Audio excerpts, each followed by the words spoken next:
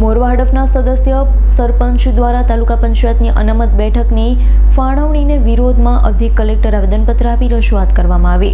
પંચમહાલ જિલ્લાના મોરવા હડફ તાલુકાના જિલ્લા તથા તાલુકા પંચાયતના સદસ્ય સરપંચ અને સ્થાનિક આગેવાનો દ્વારા ગોધરાની જિલ્લા સેવા સદન કચેરી ખાતે આવેદનપત્ર આપી રજૂઆત કરવામાં આવી હતી। રજૂઆતમાં જણાવ્યું હતું કે પંચમહાલ જિલ્લા પંચાયત અને મોરવા હડફ તાલુકા પંચાયતના મતદાર મંડળોની રચના તેમજ અનામત બેઠકની ફાળવણીમાં સામાજિક અને શૈક્ષણિક રીતે પછાત એટલે કે બક્ષી પંચ વર્ગને અન્યાય થયો છે। ગુજરાત સ્થાનિક સત્તામંડળ કાયદા સુધારા અધિનિયમ 2023 મુજબ 27% અનામતની જોગવાઈ હોવા છતાં મોરવા હડફ તાલુકામાં તે મુજબની ફાળવણી ન કરાઈ હોવાનો રજૂઆતમાં ઉલ્લેખ કરવામાં આવ્યો। પ્રતિનિધિ મંડળે જિલ્લા પંચાયતની કુલ બેઠકોમાં બક્ષી પંચ વર્ગને મળવાપાત્ર બેઠક ઓછી ફાળવાઈ હોવાનો આક્ષેપ કર્યો હતો। મોરવા હડફ તાલુકા પંચાયતની બેઠકમાં પણ 27% અનામત મુજબ ફાળવણી ન થતા બાકી રહેલી બેઠકો અનામત જાહેર કરવાની માંગણી કરી હતી। ઉપરાંત મતદાર મંડળોની રચનામાં ગામોને વિભાજિત કરી અન્ય સિટીમાં જોડાણ કરવામાં આવ્યું હોવાનું જણાવતા બામણા સીટને પુનઃસ્થાપિત કરવાની તેમજ રસુલપુર અને કસનપુર ગામના વિભાજન મુદ્દે પુનઃ વિચાર કરવાની માંગણી ઉઠાવવામાં આવી હતી।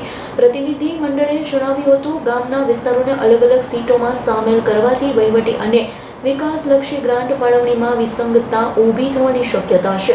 અંતમાં તમામ મુદ્દાઓ પર તાત્કાલિક પુનઃ વિચારણા કરી ન્યાયસંગત અનામત ફાળવણી અને મતદાર મંડળોની યોગ્ય રચના કરવા સંબંધિત સત્તા અધિકારીઓને વિનંતી કરવામાં આવી હતી।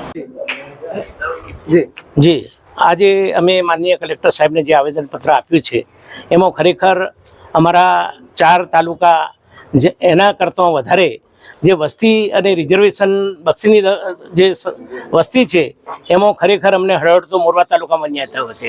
જે અમારું 27% રિઝર્વેશન છે એ ખરેખર જિલ્લામાં એક સરખી રીતે એને લાભ મળવો જોઈએ। એને બદલે જ્યારે મોરવા તાલુકામાં વસ્તીને ધોરણે અમને બક્ષીપણને અન્યાય થયો છે અને બીજી બધી ઘણી બાબતોએ અન્યાય થયો છે ત્યારે આજે અમે અમારા આદરણીય પ્રમુખ શ્રી વિજયભાઈ પટેલના નેતૃત્વ હેઠળ જ્યારે અમે આ એક આવેદનપત્ર આપ્યું છે માન્ય કલેક્ટર સાહેબે અમને મૌખિક કહ્યું છે સરકારશ્રીમાં મોકલી અને કંઈક ઘટતું થાય એવી વાત કરી છે ત્યારે અમને ખૂબ ખુશી છે। પણ જ્યારે કે ન્યાય ન મળે તો અમે ભારતીય જનતા પાર્ટીના અમારા ચૂંટાયેલા આગેવાનો અને અમારા પ્રદેશના અમારા પ્રમુખશ્રી અને મળીને પણ આ બાબતે અમે ચોક્કસ ઘટતું કરવા માટે અમે ખૂબ પ્રયત્ન કરીશું અને ન્યાય મેળવીને અમે જંપીશું એવું આજની તારીખે હું આપને અને પત્રકારો મિત્રોને પણ મારી વાત કરું છું। જય હિન્દ, જય ભારત। જી 27/2/2026 રોજ ચૂંટણી આયોગ દ્વારા જે જાહેરનામું પ્રસિદ્ધ કર્યું એમાં જિલ્લા પંચાયત અને તાલુકા પંચાયત ગોધરા શહેરા અને મોરવાડની જે સીમાંકન સાથેની સીટોનું જે વહેંચણીનું જાહેરનામું બહાર પડ્યું એનો અભ્યાસ કરતો અમને મોરવા હડફને આ વિશે સદંતર અન્યાય થયેલો છે। વિગતે વાત કરવા જોઈએ તો પંચમહાલ જિલ્લાની અંદર જે 27% અનામત અમારી બક્ષીપણની સીટો મળવાપાત્ર છે એમાં માત્ર 8 સીટો બક્ષીપણની ફાળી છે, 2 સીટો હજી એમાં ઓછી પડે છે।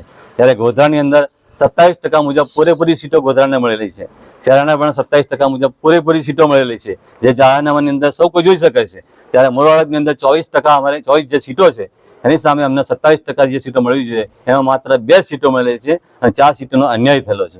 બીજા નંબર અમારી વસ્તી મોરવાડની 1,15,000ની આસપાસ પ્યોર બક્ષીપણની છે, ત્યારે આદિવાસીની વસ્તી 70,000ની આસપાસ છે। ત્યારે એની ટકાવારી મુજબ જોવા જઈએ તો 70,000 વસ્તીવાળાને 36% જેટલી સીટો મળેલી છે। ત્યારે બક્ષીપણની સૌથી વધુ વસ્તી હોવાના નાતે માત્ર 8% સીટો આપીને અમને જે અન્યાય થયો છે એના માટે આજે અમે આગેવાનો સાથે અને સાથે જે મોરવાડા મારું ગામ છે વર્ષોથી જે તાલુકા મથક છે એ 9,020ની વસ્તીવાળું ધરાવતું ગામ છે। સરકારશ્રીના જાહેરનામા મુજબ એ ગામમાંથી એક સીટ અલગ કરવી જોઈએ, અમે ના નથી પાડતા, પરંતુ આખા ગામની એક સીટ રાખવી જોઈએ અને બીજા ગામમાં જે ઘટતી વસ્તી હોય એના બીજા ગામમાં ઉમેરવા જોઈએ।